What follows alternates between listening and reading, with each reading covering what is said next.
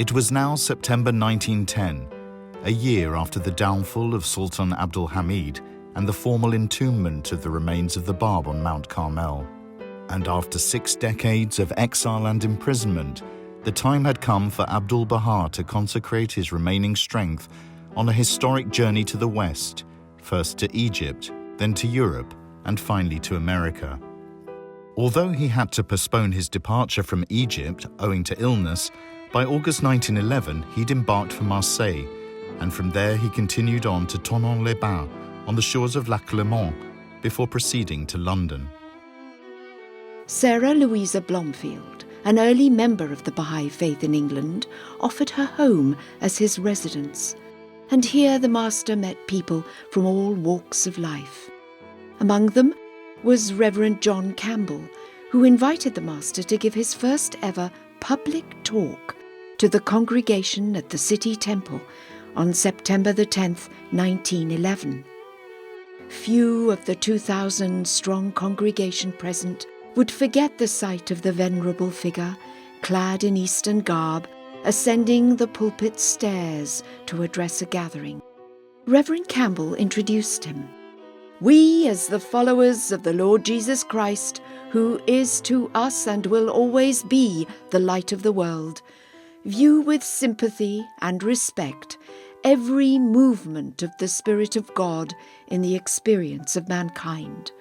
And therefore we give greeting to Abdu'l-Baha in the name of all who share the spirit of our Master and are trying to live their lives in that spirit." Then Abdu'l-Baha stepped into the pulpit and spoke in Persian.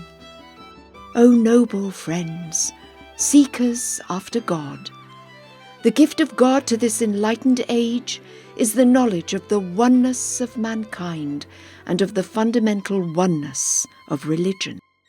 Praise be to God, in this country the standard of justice has been raised." A week later, he delivered a talk at St. John the Divine, where he had been invited by the Archdeacon Wilberforce. This distinguished gentleman was a grandson of the famed abolitionist William Wilberforce, who had been instrumental in ending slavery in 1833, an Act of Parliament which won the praise of Baha'u'llah in his tablet to Queen Victoria. To see these two men walking hand in hand all the way down the aisle in this historic building was, according to Lady Blomfield, an unforgettable sight. Abdu'l-Baha's beautiful voice reverberated through the sanctuary, and the translation of his words were read aloud by the Archdeacon. "Truly, the East and West have met in this sacred place tonight." As they both passed back down the aisle together towards the vestry, the hymn, "O God, our help in ages past," was sung by the entire congregation.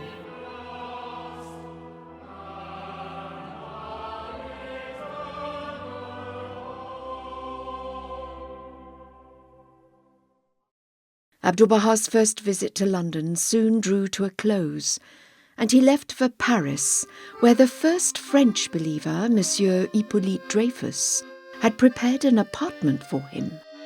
Situated in the Avenue de Camoins, it was sunny and spacious, and had been charmingly furnished by Laura Barney. The Eiffel Tower stood within view, and a flight of steps nearby led into the Trocadero Gardens, where the master often took solitary, restful walks. The seeds of the very first Baha'i community in Europe had been planted in the French capital in 1898 by May Bowles, one of the early American pilgrims, to visit the master. Now, a decade later, the Baha'i community in the City of Light was well established, and there were many requests for meetings with the master. Lady Blomfield and her daughters had followed Abdu'l-Baha to Paris. Together with another Baha'i, they kept careful notes of his talks during those memorable days. The master was very pleased with Paris Talks and encouraged its early publication. After his European tour, the master returned to Ramleh in Egypt for the winter But the American believers longed for him to visit there too. They sent him thousands of dollars to travel in comfort across the Atlantic on the maiden voyage of the RMS Titanic. But he returned the money, saying that it should be used for charity, and embarked instead on the RMS Cedric on the 25th of March 1912, sailing via Naples to New York. Later, in the course of his American journey, news of the sinking of the Titanic reached him, and he spoke about it at the Washington home of the Hannons on April the 23rd. Abdu'l-Baha described the drowning of so many souls as a disaster, a terrible event, an event saddening to every heart and grieving every spirit. He recalled the many passengers of the Titanic who had voyaged on the Cedric with him as far as Naples and who had chosen to continue to New York on this famed ship. But although he mourned that so many of our fellow human beings were drowned and had passed beyond this earthly life, he concluded, "When I consider this calamity in another aspect, I am consoled by the realization that the worlds of God are infinite, that though they were deprived of this existence, they have other opportunities in the life beyond, even as Christ had said, 'In my Father's house are many mansions.'" Mirza Mahmud Zargani, who accompanied the Master, kept a careful record of all that happened over the course of this 17-day voyage. One day, for example, Abdu'l-Baha was invited to give a talk in the largest hall to more than 1,500 curious fellow travelers on the ship. Among them were many children on whom he showered his love. On Thursday, the 11th of April, the steamer finally approached the shores of America. As the Master was breakfasting, dozens of telegrams addressed to him were delivered to the dining room. They were from all the Baha'i assemblies, expressing great joy on his imminent arrival. The approach to New York was impressive. There stood the majestic Statue of Liberty in mid-water. And there was the city emerging through the mist at last with its iconic tall buildings. As the ship drew near the quay, two enormous skyscrapers, 45 and 35 stories high, loomed into view. The Master referred to them humorously as the minarets of the West. Many Baha'i friends from New York and the surrounding areas were waiting in line on the jetty, waving their hats and handkerchiefs in excitement. The Master, however, could not yet disembark, as newspaper reporters had already scrambled on board to interview him. He sent a message to the anxious friends that he would meet them later that day at the home of Edward and Carrie Kinney. In reply to the reporters' queries about his visit, Abdu'l-Baha said, "Our object is universal peace and the unity of humankind.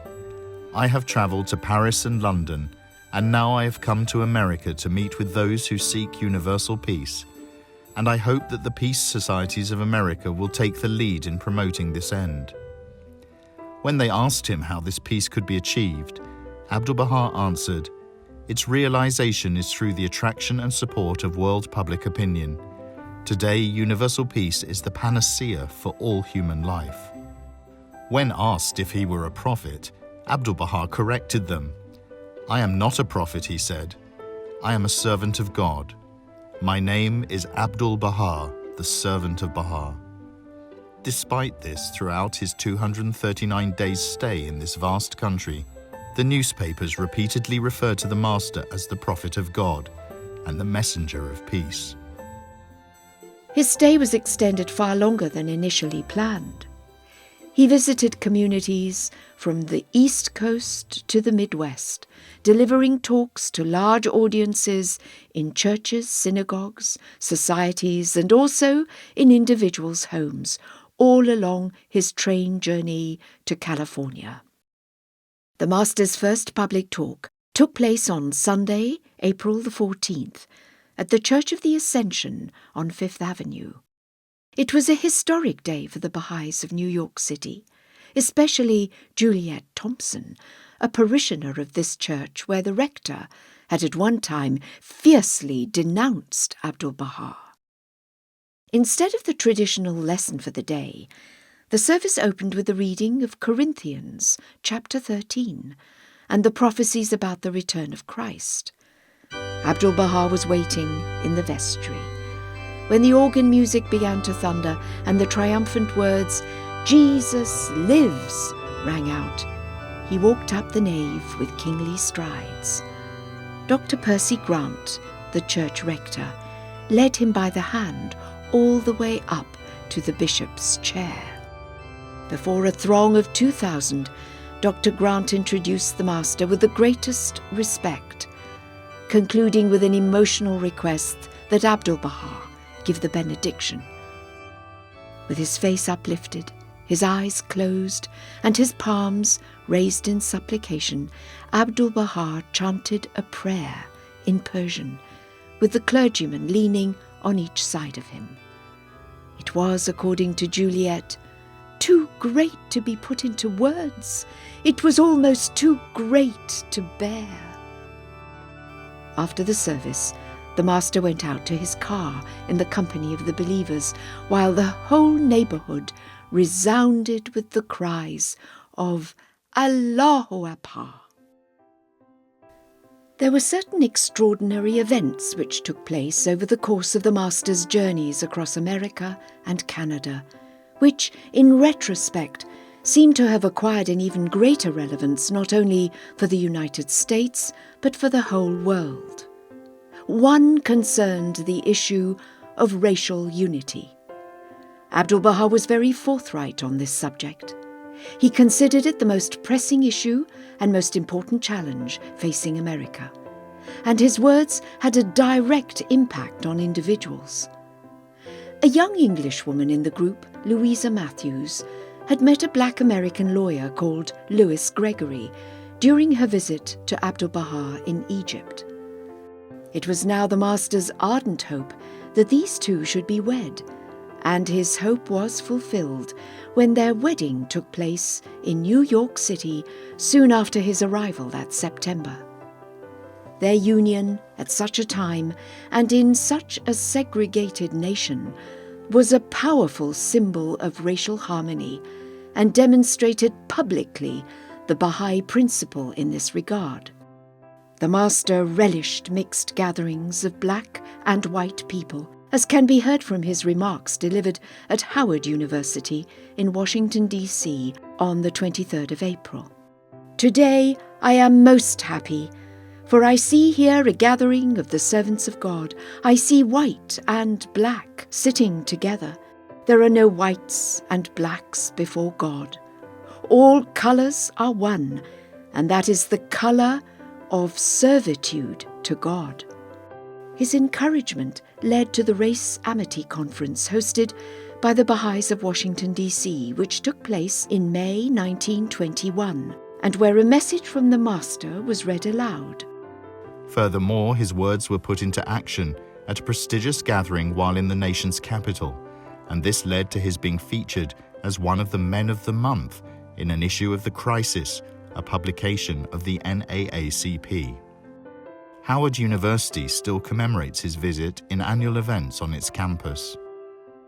According to the newspapers, ex-President Theodore Roosevelt was apparently wonderfully impressed with the teachings of Abdu'l-Baha, the Persian teacher of a universal religion liberated from prison and expected in this country in May. He had declared in an article which had appeared in 1912, just prior to the Master's arrival in America, that Abdu'l-Baha's teachings would encourage world peace. And so Abdu'l-Baha met him while in Washington, D.C. He was also invited to the White House by President Taft at a time when the country was preparing for a federal election. But a last-minute invitation to him from the House Speaker to address U.S. Congress on the 29th of April was graciously declined, as he was traveling to Chicago by train that same evening.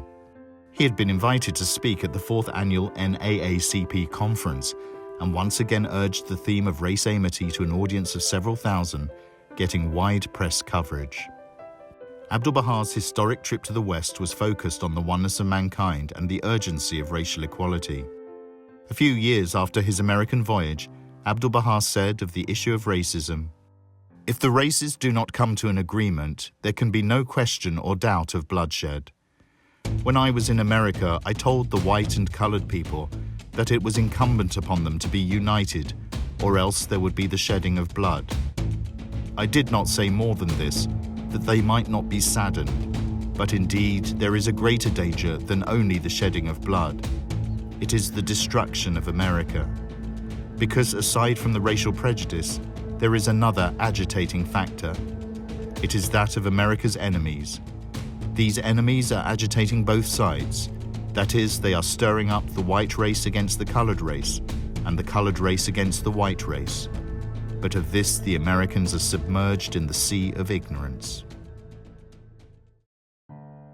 Two other extraordinary events in the course of the Master's visit in America proved in the long term to be of global significance. One occurred on May the 1st while he was in Chicago, where he also attended the last session of the newly founded Baha'i Temple Unity. The second took place about 6 weeks later in New York. May the 1st was a very special day for the American Baha'is. They had been preparing for it for a long time. Land had been purchased on the shores of Lake Michigan, and a large tent had been raised in anticipation of the Master's visit. It was here during the course of a historic ceremony that Abdu'l-Baha laid the foundation stone of the Mother Temple of the West at Wilmette. After inspecting the grounds and speaking to the gathering of friends, a small ceremonial golden trowel was handed to the Master. But it proved insufficient and impractical in his opinion. The Master insisted on digging a real hole, so a shovel was brought instead, and he invited the delegates of various American communities to follow his example and dig. Finally, a large rock, contributed by Mrs. Nettie Tobin, was placed as a foundation stone in the hole they had dug together. Afterwards, as the Master packed the earth around it, on behalf of all the people of the world, he joyously declared, "The temple is already built." This building, which Abdu'l-Baha had envisioned as the silent teacher, and which was designed by the French-Canadian architect Louis Bourgeois, became an inspiration for the Baha'is around the world. The design was completed in 1920 before the Master's passing. The second significant event, unlike the laying of the cornerstone in Chicago, had not been anticipated by the Baha'is in the States. No one was prepared for it. But what occurred on June the 19th, 1912, proved to be a historic day, not only for New York, but for the worldwide Baha'i community. The artist, Juliet Thompson, had been called to work on his portrait on that day. She was given 3 sittings by the Master.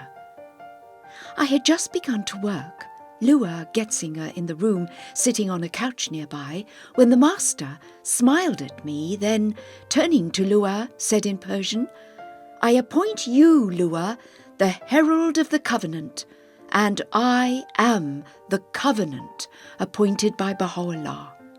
Go forth and proclaim, this is the covenant of God in your midst." So it was that Abdu'l-Baha named New York the City of the Covenant that day. He also spoke to the friends of the Tablet of the Branch revealed by Baha'u'llah in Adrianople, and proclaimed his own station as the centre of the covenant. 80 years later, in 1992, the Second Baha'i World Congress was celebrated in the City of the Covenant, and the visit of the Master was commemorated there.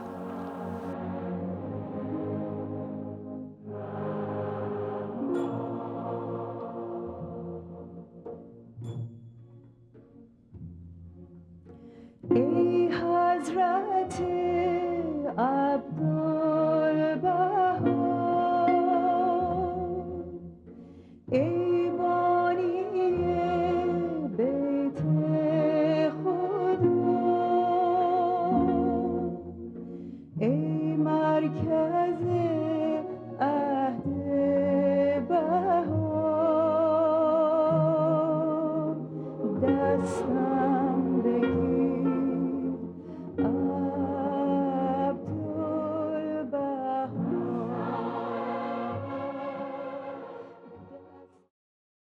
Another important event took place in August 1912, which has inspired Baha'is all over the world ever since. It was the week that Abdu'l-Baha spent in Elliott, Maine.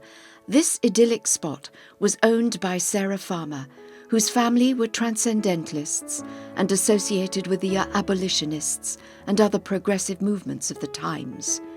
She had conceived this as a place where minds, souls and bodies could be refreshed. Following the Parliament of Religions in Chicago, 1893, she had had the idea of launching a place for the comparative study of religions, and had formally opened Greenacre in 1894 by raising the world's first peace flag here.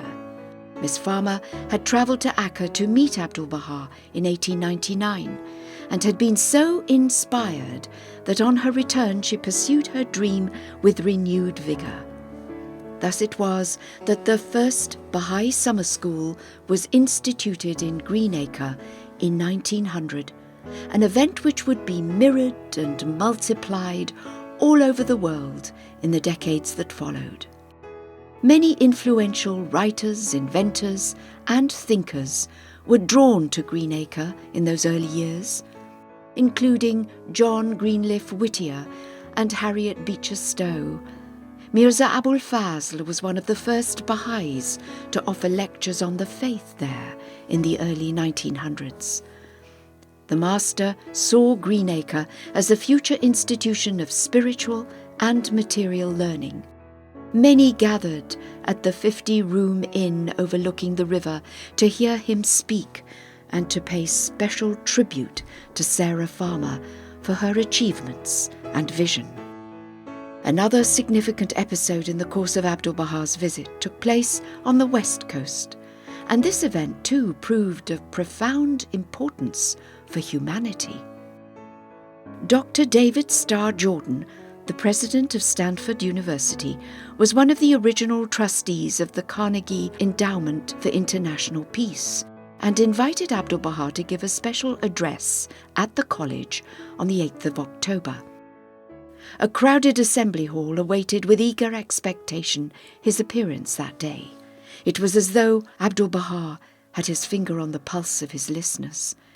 He set out to establish a scientific foundation for peace for this educated audience, using the atomic model in physics for his argument.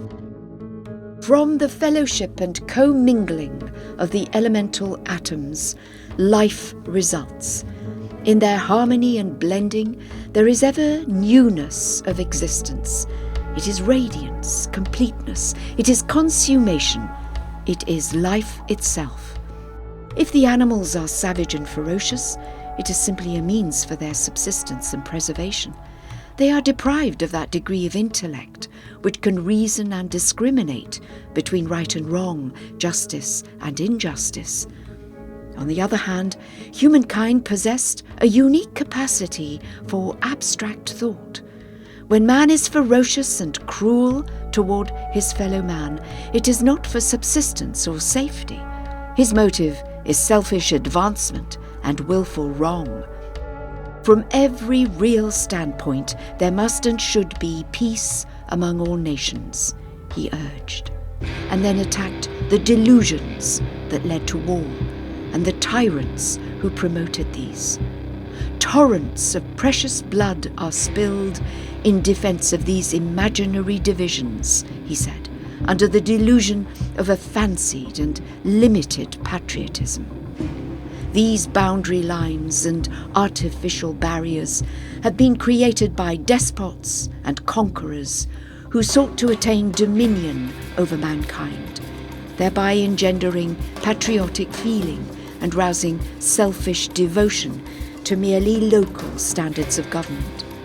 As a rule, they themselves enjoyed luxuries in palaces surrounded by conditions of ease and affluence, while armies of soldiers, civilians, and tillers of the soil fought and died at their command upon the field of battle, shedding their innocent blood for a delusion such as, "We are Germans, our enemies are French," etc., when in reality all are humankind, all belong to the one family and posterity of Adam. We live upon this earth for a few days and then rest beneath it forever, Abdu'l-Baha declared, his voice rising to a climax. Shall man fight for the tomb which devours him? What ignorance could be greater than this? To fight over his grave? To kill another for his grave? What heedlessness! What a delusion! As Abdu'l-Baha's piercing gaze swept over the young men in the assembly hall, could he see how many of them would soon sink in the muddy fields of World War I? How many would die under a hail of bullets and in clouds of poison gas? It is my hope, he concluded, that you who are students in this university may never be called upon to fight for the dust of earth which is the tomb and sepulchre of all mankind. The audience was overcome with emotion, and applause shook the building to its very foundation, according to Mahmud, who recorded the event in his diary. When the master left the hall, accompanied by his interpreters, many stood by in awe, shaken by what they had just heard and witnessed.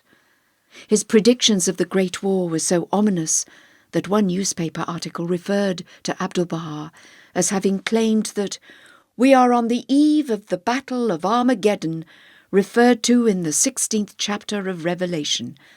The time is 2 years hence, when only a small spark will set aflame the whole of Europe. President Jordan had invited him to lunch at his own home after the talk, and was later asked for his impressions of Abdu'l-Baha. He will surely unite the East and the West, for he walks the mystical way with practical feet, he replied. The Palo Alton newspaper concluded, those who pray for the coming of the kingdom of God on earth may see in Abbas Effendi one who dwells in that kingdom consciously and creates an environment pulsating with the peace that passeth ordinary understanding. His last stop before the long journey back across the United States was a talk in Sacramento, where he again warned his audience of the inevitability of war, though he also affirmed, "May the first flag of international peace be raised in this state." By a strange twist of divine irony, it was indeed in San Francisco in 1945 that the United Nations Charter was signed, and the flag of this international body was first hoisted. Abdu'l-Baha's journeys in the United States and Canada drew massive media attention. He was in the headlines from the first day he arrived and virtually every time he spoke and everywhere he visited. And in this regard too, his words about the press reverberate down the decades to us today with a particular significance. Abdu'l-Baha expressed himself candidly on the subject. Newspapers are the mirrors that reflect the progression of the community, he said. We may ascertain the progress or retrogression of a nation by its journalism. If journalists should abide by their duties, they would be the promoters of many virtues among the community. But his praise was tempered with caution. Journalists must serve the truth, he said. Newspapers must publish significant articles that shall foster the public welfare. If they do so, they will be the highest promoters for the development of the community. His visit to Montreal was particularly well covered by the Canadian press. 34 articles were published in 10 of the 12 daily newspapers during his brief stay. Abdu'l-Baha's keen insight into contemporary issues captured the headlines. He repeatedly urged that the material achievements of the West should be balanced by spiritual advancement for true civilization to be attained, otherwise it would lead to destruction. He was acutely concerned about the Balkans and predicted that a regional war there could envelop the world and lead to large-scale destruction. He addressed many of the other topics of the day when he was interviewed. He said workers should not only receive their wages but a share of the profits as well, to create a just distribution of wealth. He urged capitalists to be moderate and to bear in mind the welfare of the poor and needy. If a part suffered, it would be detrimental to the whole. Thus, legislation was needed to prevent abuse. However, on the subject of equal pay, the master stated that wages would invariably have to be unequal, simply because people were not of equal ability and should be paid according to their varying capacities. One main aim of the master's visit to Montreal was to greet the Baha'i friends and to be with the Maxwell family who lived there. May Bowles had been married to Sutherland Maxwell, a renowned Canadian architect, who insisted the master stay with them during his visit. He did so for 3 days, after which he moved to Hotel Windsor. The master stayed in this room on the upper floor of their home on Pine Avenue. After 23 days in California and a 3-week journey by train across the United States with 5 city stops along the way, Abdu'l-Baha finally returned to New York on the 11th of November. He was often recognized by passengers because of the widespread publicity generated during his travels. He was approached by many admirers for counsel and friendship. His final talk before he set sail for Liverpool took place on the morning of the 5th of December, when more than 100 people boarded the RMS Celtic to bid him farewell. As Abdu'l-Baha spoke in his deep, resonant Persian, many wept at his words. The earth is one native land, one home, and all mankind are the children of one Father. God has created them, and they are the recipients of his compassion. It is the wish of our Heavenly Father that we should live together in felicity and joy. The obstacle to human happiness is racial or religious prejudice, the competitive struggle for existence and inhumanity towards each other. Until man reaches this high station, Abdu'l-Baha said, the world of humanity shall not find rest, and eternal felicity shall not be attained. But if man lives up to these divine commandments, this world of earth shall be transformed into the world of heaven, and this material sphere shall be converted into a paradise of glory. It was finally time to say goodbye and disembark. Abdu'l-Baha walked out along the deck of the ship. He leaned on the railing and looked down at the crowd gazing up at him. As the clock struck noon, the great ocean liner began to pull slowly away from the pier. But the people fixed their eyes on Abdu'l-Baha's white turban for as long as it was visible, as the ship set out for the flowing waters of the Hudson and sailed into the open sea. It is more than 2 years that I have been far from the holy shrine of Baha'u'llah, the master told the friends while he was in California. Now he was returning home at last, even as the heavy clouds of World War I were gathering.